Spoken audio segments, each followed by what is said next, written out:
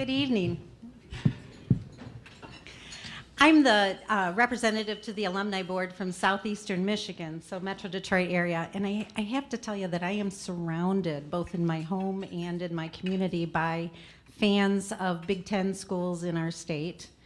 And so I've taken it upon myself over the years to drop in little hope facts whenever I can in the conversation. So maybe it'll go like, oh, so your basketball team made the Sweet 16. Well, that glow stick you're holding was made by a Hope College person, or invented by a Hope College, or you know, and it works pretty well. I study the news from Hope, so I read the class notes so that I can pick up some fun little pieces of information, and love that we all have our great liberal arts education, because I find a wide variety of subjects to throw in facts about. And so, you know, I can talk about Hope people being involved in the New York Stock Exchange and in Google and in Starbucks and in Beavis and Butthead productions and in microbreweries, all kinds of different things. And my friends love it, I'm quite sure of it.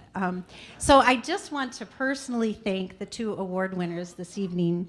Thank you for giving me some more fodder for my little Hope comments, so that I can educate my community about the value of the great Hope education that we received.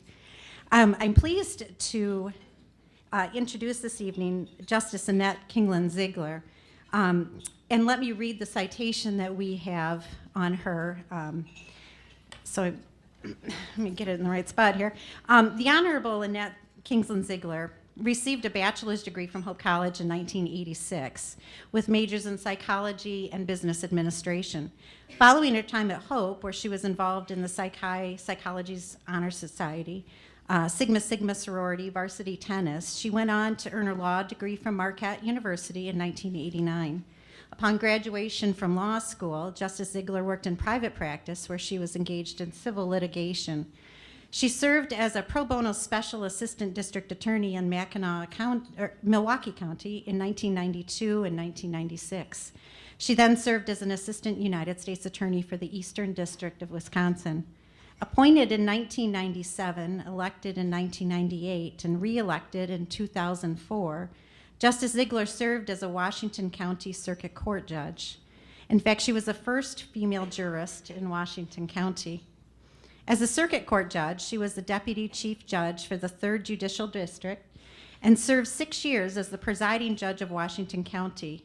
In 1999, Justice Ziegler sat as a Court of Appeals judge in the District 2 Court of Appeals Judicial Exchange Program. Then in 2007, Justice Ziegler was elected to the Wisconsin Supreme Court. Her current term expires in 2017. In addition to serving as a state Supreme Court judge, like you need to have additional things, Justice Ziegler currently serves on the Marquette University Law School Advisory Board, is a member of the Governor's Juvenile Justice Commission and the State Bar of Wisconsin Bench and Bar Committee. She's a member of the American Bar Association, is a fellow of the American Bar Foundation, and an elected member of the American Law Institute.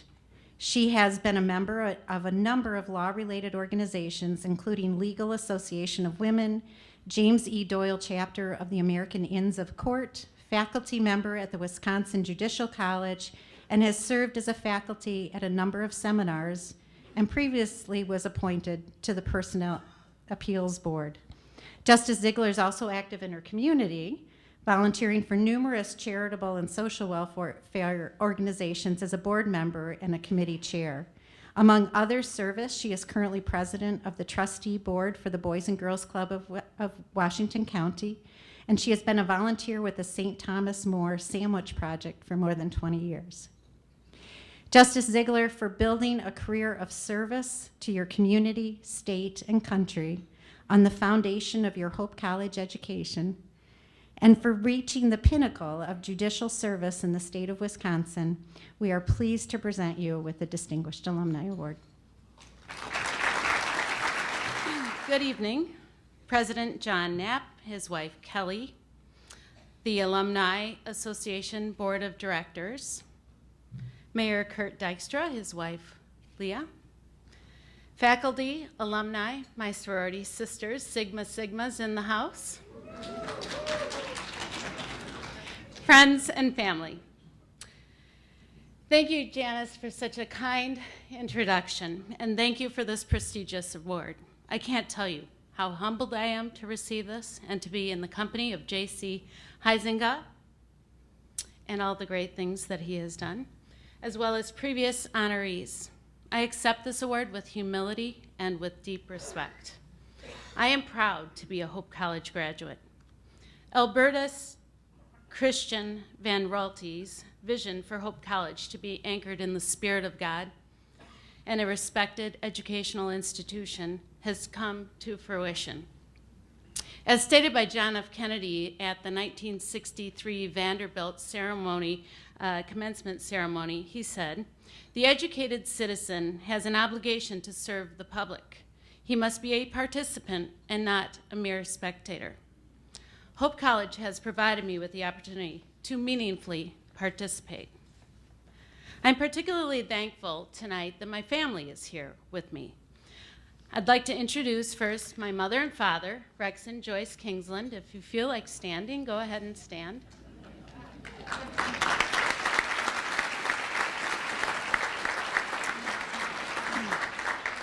I'll go around the table. My brother, Sandy, and his wife, Diana.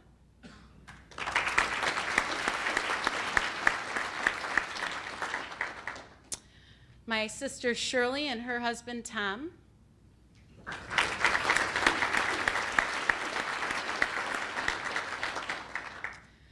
Linda Doring, my other sister, and her husband, Alan.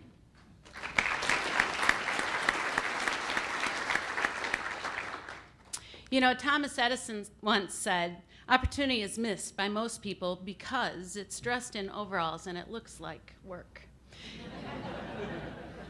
We Kingslands know that such a quote could easily have come from our parents, and we thank you for that. We thank you for letting us grow up with that philosophy. I'd like to also introduce my husband, JJ.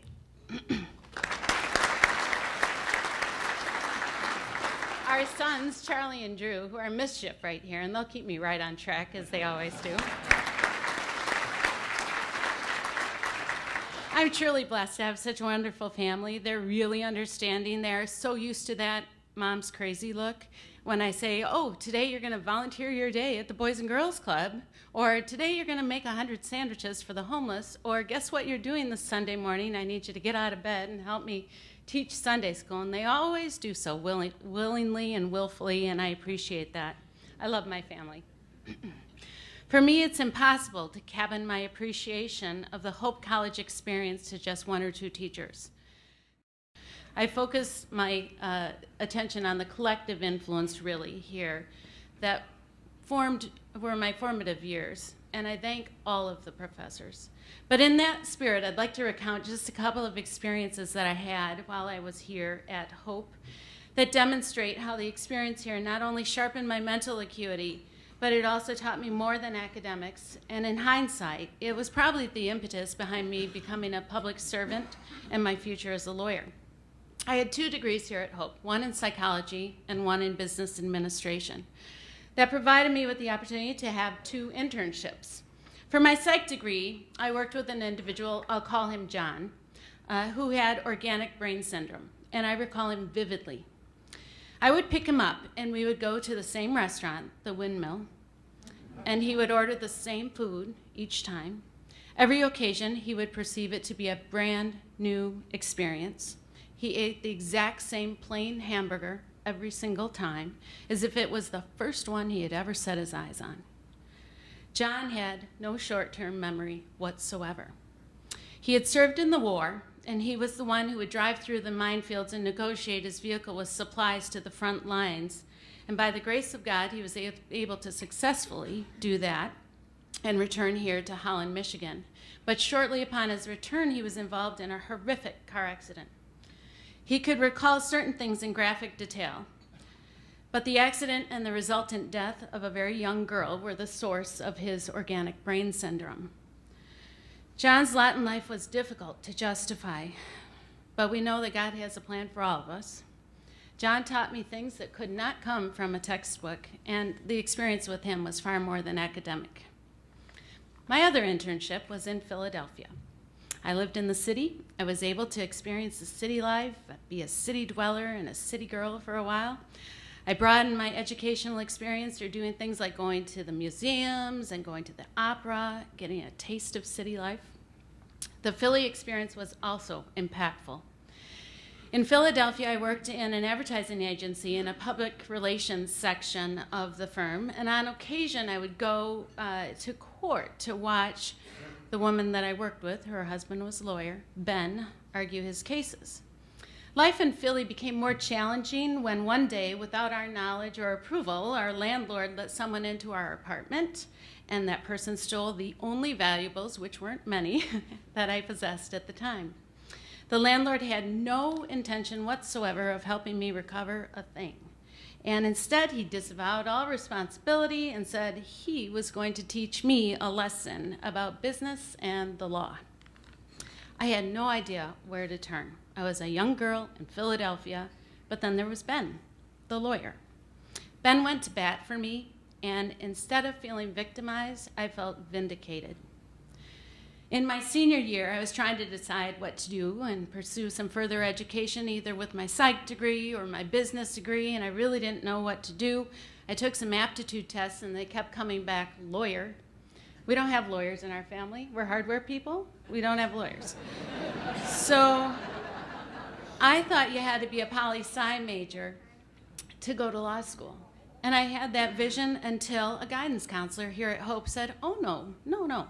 You can have your psychology degree or a business degree, and you have both. You can go to law school. They're not a roadblock. So the Hope College experience for me was much more than could be taught from books. Sitting on the state's highest court might seem like an unlikely outcome for a girl who grew up sweeping the floors in her parents' hardware store. Today's society is one of fast food and immediate gratification. That instantaneous response to wants and needs really is a break with the reality of the hard work and dedication, perseverance, and passion that it takes to succeed. In reality, it's because of the lessons my parents taught me about an honest day's work and working your way up the ladder that led to me becoming a Supreme Court justice. After graduating from Hope, I attended Marquette University Law School. Your mayor, another graduate of Marquette University Law School. I now sit on their advisory board and have the highest regard for being a Marquette lawyer. As you know, after law school, I worked at a law firm. I did corporate and business litigation. I worked with businesses a lot like my parents' business. I also worked with large publicly traded corporations. I did a variety of work, contracts, real estate, products liability, personal injury. I worked in 1992 and separately again in 96 as a special prosecutor for the Milwaukee County District Attorney's Office, working on a program with the Federal Bureau of Investigation, doing a variety of trials from drunk driving to weapons cases, drugs, battery. In 1995, I became an assistant United States attorney. That's a federal prosecutor. Did grand jury investigations and handled bank fraud, healthcare fraud, explosive cases, drug cases, tried armed robbery trials, embezzlement, gun trafficking. And I worked with the armed career criminal trigger lock defendants who really are the worst of the worst in the federal system. They start at 15-year minimum possible penalties. There was an opening in Washington County. I applied for that spot, and it turned out to be an appointment. Governor Thompson was the person who appointed me to the bench, and actually I started work the day that Charlie was supposed to be born, but he convenienced the governor and came about a month early. He might have a career in politics, I'm not sure. I was a trial court judge for 10 years, and it's clear that my experience as a civil and a criminal lawyer came to bear there, and I think I was a better judge for that experience. On the front lines of justice, delivering justice in all kinds of cases, and rendering very difficult decisions when you deprive someone of their freedom, or you divide someone's property, terminate someone's parental rights. Those are all tough calls. About a decade later, some of my judicial colleagues and the justice who was choosing to retire instead of running again called me and urged me to run for a spot on the Supreme Court of Wisconsin. I thought of Oliver Wendell Holmes' remark that the life of law is not just logic, it's experience. And my experiences, I think, have helped make me a better justice. Before I ran, our state Supreme Court was garnering attention like never before.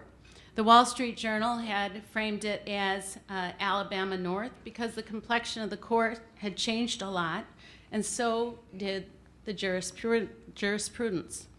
A former Supreme Court Justice, Diane Sykes, who's now on the Seventh Circuit, wrote an article and gave a lecture on the landmark decisions of the 2004-05 Wisconsin Supreme Court, and she called it by any measure a watershed. She said that the familiar and long accepted principles that normally operate as constraints on the court's use of power. The statutes are presumed to be constitutional, yet in that term alone, the court threw out medical malpractice caps the legislature put in place, even though 1 year previous they decided the exact opposite. They also essentially overturned legislation that made it more difficult to recover punitive damages, and the court made it easier to recover punitive damages. Harkening back to my hardware roots, the court in a lead paint case allowed the case to proceed against a plaintiff, or the plaintiff to proceed against a defendant, even though the plaintiff couldn't prove the defendant's paint caused him any harm. That had never been the way the law worked before, and our court was the first in the nation to go ahead and apply those principles. In the same time frame, a gruesome murder conviction was overturned, and that was to directly disregard United States Supreme Court precedent on virtually the same case. So as you can see, some people might applaud the opinions, other people may not, but the court was really getting the attention of the public, at least in Wisconsin, and people were realizing that the decisions of the court can deeply and profoundly have enormous influence over the legal, political, and social order in a state. So I decided to run. And I ran for the Supreme Court, but it was no small undertaking. My family was very patient during the process. It is a statewide election in Wisconsin. It's also nonpartisan. Not quite the same as it is in Michigan. We aren't nominated by a party and then run. We're just on our own without a party backing us. There are 72 counties in Wisconsin. It's a very large state. I went to every single county at least once, and many counties several times. That way you got the pulse of the public, you could listen to people, try to educate them about the court, and I could get a better feel for what people were thinking. I really do enjoy my work. I find it challenging and interesting. You might have noticed that Wisconsin is on the forefront these days of legal challenges and controversy. Our governor's office is immediately underneath mine at the Capitol.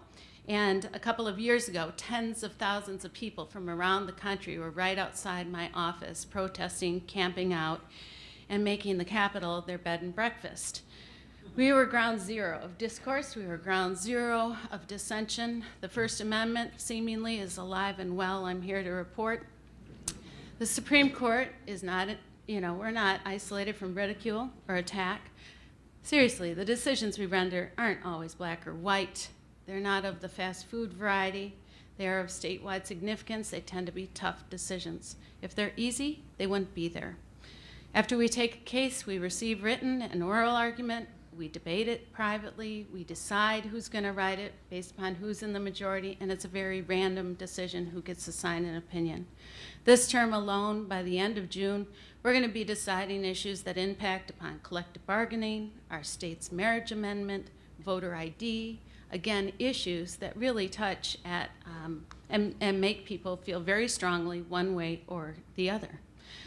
I can tell you my education and experience at Hope College has provided me with a strong and enduring foundation. The guidance counselor who urged me to go to law school set my life on a trajectory that would have seemed unimaginable had I not dared to dream and follow God's plan. Anthony Jay once said, "Men grow to the stature to which they are stretched when they are young."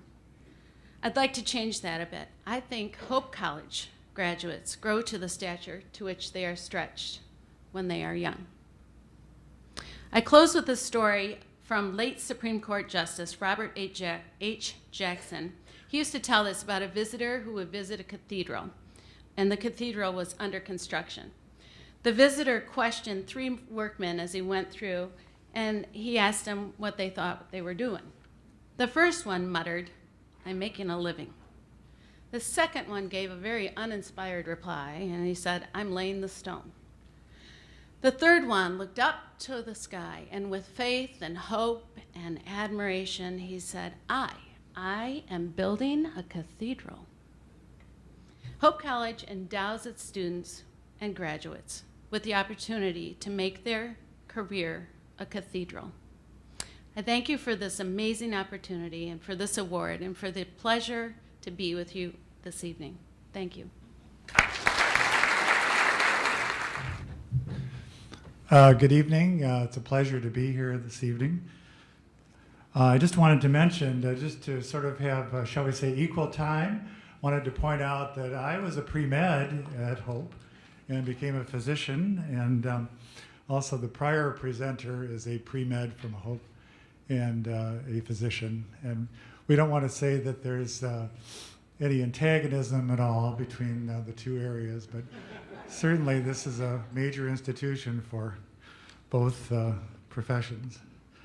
I also wanted to mention I had a great opportunity to meet J.C. Huizenga, who I am giving the introduction for. He did say that, I asked him if he had any particular things that he wanted me to say or that I could say.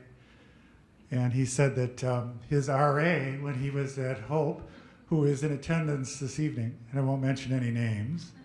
By the way, my former RA is in attendance too, so I hope he hasn't said anything about me. But anyway, J.C. Huizenga's former RA said that he thought he had a lot of potential, but he wasn't sure which direction.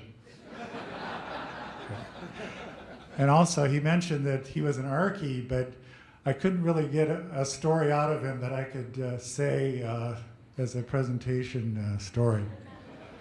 But I will go to his bio, which I think you have. That wasn't supposed to be funny. J.C. Huizenga, from the class of 73, graduated from Hope in 73, where he majored in economics, was a member of the Arcadian fraternity, as I mentioned. He also represented an odd year as a participant in the poll.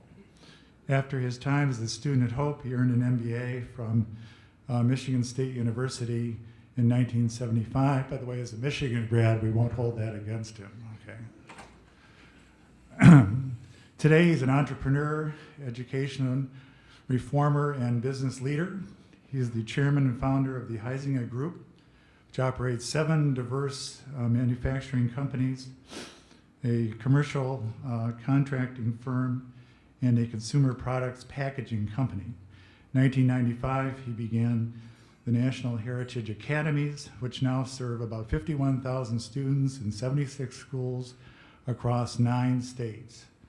In 2008, he launched a high school initiative called PrepNet, which operates 4 charter high schools serving more than 1,600 students in Michigan.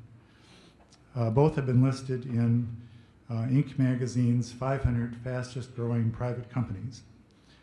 In Michigan, J.C. Huizenga is known for his active volunteer leadership and philanthropy, serving on boards for the Seidman School of Business, the Grand Valley State University Foundation, and the National Salvation Army. He also chaired the Michigan Chamber of Commerce and is a board of trustees member for the Mackinac Center and the Acton Institute. Beyond Michigan, his volunteerism can be seen as an involvement as chair of the U.S. Board of Stevens Children, a Middle East organization dedicated to serving the needs of underprivileged children in Egypt. Through the years, he has been recognized for accomplishments in business, as well as his leadership in school reform and his worldwide service in philanthropy.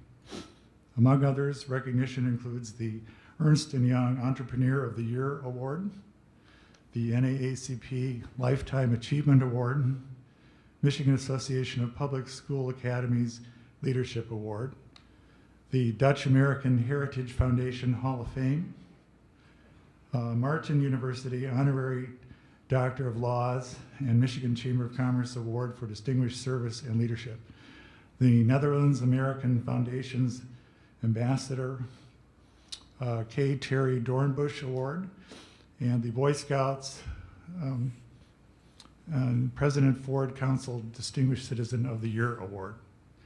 His extensive involvement in the life of the college includes having served as president of the Second Century Club, connecting students with job opportunities, and also sharing his expertise with classes at Hope.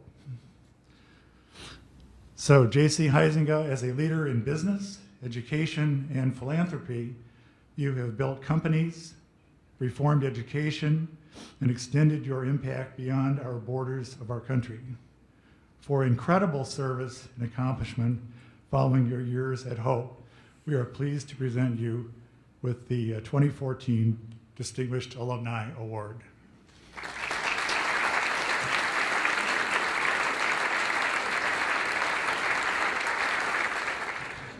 Well, as Tom mentioned, I have received other honors. This is, to me, the most significant honor. Why? Because Hope has played such an important part in my life. It was at Hope that I sought to understand my role in this world. It was at Hope that I better understood my relationship with my Creator. It was at Hope that I formed lasting friendships that have followed me all through my life. It makes Hope a very special place, and I'm very grateful to the Alumni Board of Trustees and to each one of you for being here for this honor. I also want to recognize my wife, who I just noticed is recording me. and okay, your pardon. My wife, Tammy Born Huizenga, was just recognized earlier this week as one by the Michigan Women's Foundation as being one of the 5 women distinguished for their leadership and courage. So I think the courage may have come when she married me.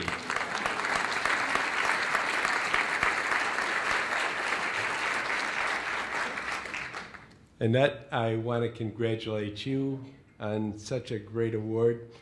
Annette mentioned earlier tonight that she was a little bit nervous, and I said, you know, it makes me nervous from all the trouble I've caused throughout my life to be this close to a Supreme Court justice. So that's it. Yeah. Well, Annette earned her award. When it comes right down to it, I was totally unexpecting this award, as were the faculty and staff who got to know me well when I was back on campus. But I also want to recognize my son, David. And David also wears the orange and blue. Unfortunately, when he wears it, it has Wheaton College on it. He's a sophomore at Wheaton. And it's amazing how our children can change our lives very significantly. And I'll refer to that in just a minute. But I'm very proud of him and what he is accomplishing. I want to tell you a little story. This is a story that starts with another Hope College alum. This is Paul DeWeese, Hope College class of 77. And it was Paul who went on to Wayne State University to get his degree in medicine. He is a trauma care physician, and in doing his residency, he worked the emergency rooms of the hospitals in the city of Detroit. Being on call so much, he lived in an urban neighborhood in the city, got to know his neighbors, and came to the stark realization that his neighbors' children had no hope for any kind of meaningful future. Being a good Hope alum, he took compassion on them, and he looked for someone to step forward and help change the fate of those children. He was a doctor. He knew nothing about education, but he couldn't find anyone. So he finally was so passionate about that, he took it on himself to do something. What he did was he formed an organization called Teach Michigan. Teach Michigan was a public policy group that ultimately changed the law in Michigan that allowed for charter schools. Along the way, he recruited me, not because I knew anything really about education, but I had a checkbook and I was willing to write him checks. Why was I willing to write him checks? It was because Hope had prepared me for that moment. I was an economics major at Hope. As an economics major, one of the economists I studied was Milton Friedman. Milton Friedman was a classical economist. He made a number of bold statements. One of those statements was that if we want to see any meaningful improvement in public education, we have to privatize it, because only through privatization comes competition. And competition, as you know, those of you who are in any business endeavor, competition does two things. It drives up quality and it drives down cost. And those are two of the biggest challenges we have in public education today. He also said anything the government can do, the private sector can do just as well, if not better, for about half the cost. Well, because of those two axioms, when Paul told me what he was up to, I said, Paul, I think you're onto something. I think it's going to work. There were a lot of people who didn't think Paul had any chance of making this work. Sure enough, we passed the legislation several months later. That was in December of 1993. Several months later, my son David was born, my one and only child. And as I held that little life in my arms, I saw all the potential for what he could become. And at that point, it became not just a public policy issue, it became a very personal issue for me. And I set out to start a school that I would be proud to send my own son to, a school that would help every child in that school reach their greatest potential, no matter where that child was coming in. Ultimately, we did. I applied to Grand Valley State University for a charter. That was on May 15th of 1995. 2 weeks later, I heard back that I had been approved. This was on June 1st. It was approval for a fall opening. I didn't know anything about starting a school. There was another reformer I knew. He happened to be a Calvin graduate. I called him up and I said, Mark, if you're going to start a charter school, what would you do? He said, well, it starts with a curriculum committee. So we did all that. We put the application together, got approved, and then I called him back on June 1st and I said, Mark, good news and bad news, been approved. Bad news is we got 3 months to get a school open. What do we do now? We had been so focused on getting that application put together, we hadn't stopped to think, what happens if we get approved? Mark said, hire me and I'll work on it. I said, fair enough. But understand, if we don't have a school open on time day after Labor Day, I don't have a job for somebody who almost opened a charter school 2 days after Labor Day. He took the risk, and we opened the school on time. We didn't even know where the school was going to go at that point. It was a magical summer. We put it all together. 174 students, more than we could handle, showed up on the first day of class. And Mark and I looked at each other and said, that's not bad for two guys who don't know anything about education. I said, Mark, how many schools do you think you can open next year? He said, I don't know, maybe 3. I said, good, open 3. He did. And we kept on going from there. Here we are 19 years later. I think I have more students now than the entire MIAA has in all their colleges. So it's gone well. The question you might have is, well, does it work? And yes, it does. I'm proud to say that we get proficiency in amazing ways out of those students.